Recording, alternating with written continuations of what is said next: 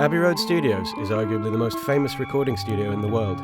Its place in music history is irrefutable, and to this day, Abbey Road is still one of the world's most sought-after recording studios. The Abbey Road Keyboards Refill is the result of a unique collaboration between Propellerhead Software and Abbey Road Studios. We set out to capture the sound and soul of this renowned temple of sound and make it available for Reason users all over the world. The Refill features 7 unique instruments, all part of the Abbey Road heritage. They are the Mellotron M400, the Hammond RT3 organ, a Steinway upright known as the Mrs. Mills piano, the Challen Studio piano, the Manborg harmonium, the Schiedermeier Celeste, and the Premier tubular bells. We asked vintage keyboard guru Mark Vail, author of the books Vintage Synths and the Hammond Organ, to come with us to Studio 2 and have a look at some of the instruments featured in the Refill. He is joined by Propellerhead Software's content manager, Christopher Wallman, who led the sampling process. We're in Studio 2 at the Abbey Road Studios, and we're standing next to a Mellotron Mark 400. This is one of the earliest forms of sample playback. Inside this machine are quarter-inch audio tapes, magnetic recording tape that has samples of things like cellos and choirs and strings. One thing that's interesting is that the tape is 7 seconds long, plus the fade out, so it's like 8 to 9 seconds each note, and then it stops. So if you hold the key for 9 seconds, then the sound is dead, and then you have to re-trigger the key. And in Reason now, we didn't actually loop the sound, so you would have that intact. That you have, if you're holding a chord for the whole chorus, for example, you would have to re-trigger the notes after the second bar or something. Let's take a look inside. Sure.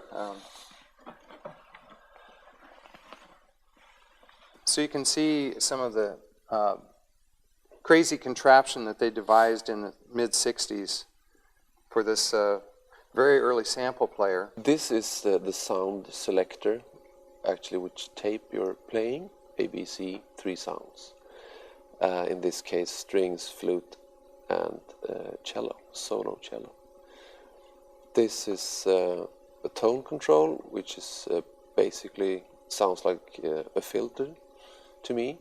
And this is a pitch control, which enables you to set the instruments to be in tune with your bandmates. This is, I guess when it was manufactured by Steinway, they called it a vertigrand. And I guess, well, it's known as the Mrs. Mills piano. Someone named Mrs. Mills who recorded a lot with it. But I've heard you playing this, and it has a distinctive sound.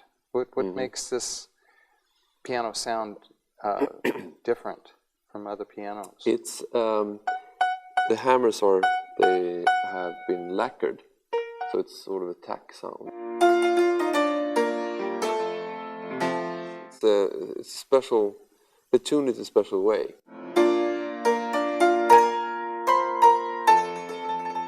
So to get it to sound out of tune, even though it's not really, but it's the 3 strings resonate differently, so it gets separation in pitch. This is the harmonium, and used. I've heard you playing it. It sounds rather like an accordion. Yeah, it uses air. It's an acoustic instrument in that way. You don't need electricity, and each of these stops have a different sound and even a different pitch. So these are the stops, and they each have a number. This is the 8 there is the length of the pipe. It's 8 feet. So it gives a certain pitch, and then we have a 4 feet pipe. It gives a higher pitch, and then we have even as short as 2, which is really, really bright. And they have names on them. Viola. And then you can introduce. That's an 8.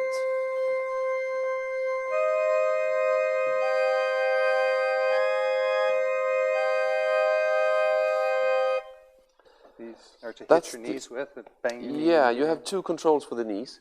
And one is the volume, pretty much, and the intensity of the tone. And this is a convenient way to get a full ranks. It's with all the stops out. This is a Hammond RT3. The Hammond RT3 includes the same components that were in the most popular Hammond organ, which was the B3. It has spinning tone wheels, 96 of them. And to hear it best, it's played through a Leslie speaker, which also has spinning components, high end and low end.